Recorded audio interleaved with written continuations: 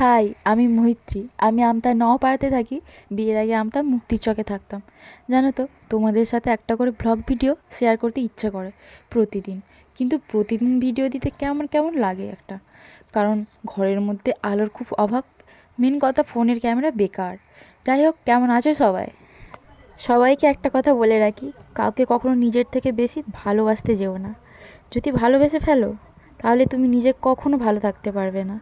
কারণ তুমি তার জন্যই হাসবে আর তার জন্যই কাঁদবে। তার কথা বলাতেই তোমার সুখ, তার ভালোবাসা পাওয়াতেই তোমার শান্তি। কিন্তু খারাপটা কখন হয় জানো? যখন ব্যতিক্রম হয় এই সব কিছু। যখন সে বিজি থাকে তার কাজে, তোমাকে সময় দিতে পারছে না।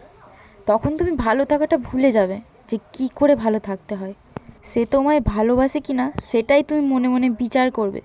সে যদি ভালোবাসতো, একবার তো খোঁজ নিতে পারতো। তোমাদের কি মতামত একটু জানিও। আর হ্যাঁ, তোমরা আমার ভিডিও একটু শেয়ার করে দিও, যাতে সবার কাছে পৌঁছে যায়।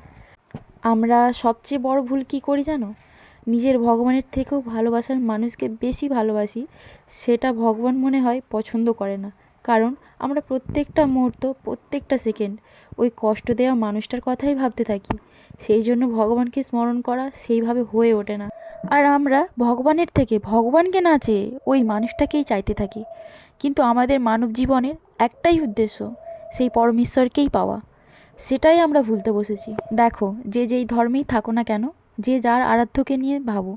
আর সৎ পথে থেকো। কাউকে হার্ট করে মজা পেও না। উল্টে যে হার্ট হচ্ছে, তার জন্যে যদি তুমিও হার্ট হও, তাহলে তুমি মানুষ, সেটা তুমি বুঝে যাবে। তবে আর একটা কথা, বিশ্বাসটা করতে যেও না সবাই। হ্যাঁ, বন্ধু হিসাবে উজাড় করে ভালোবাসতেই পারো, কিন্তু বিশ্বাসটা করো না। কারণ তোমার দরকার যখন মিটে যাবে, আঘাত ছাড়া কিচ্ছু পাবে না। তুমি যত সহজ সরল হবে, তোমাকে নিয়ে ততই লোকেরা নানা রকম কথা বলবে। কারা সহজ সরল হয় জানো? যারা চায় না দুটো কথা বলে তোমাকে কষ্ট দিতে, যারা চায় না ঝামেলা করতে। তারা কি ভাবে জানো? থাক, কি হবে, যা বলছে বলুক, ছেড়ে দিই। কিন্তু এটা যখন বেশি হয়ে যায়, তখনই তারা উত্তর দিয়ে ফেলে। Thanks for watching my video.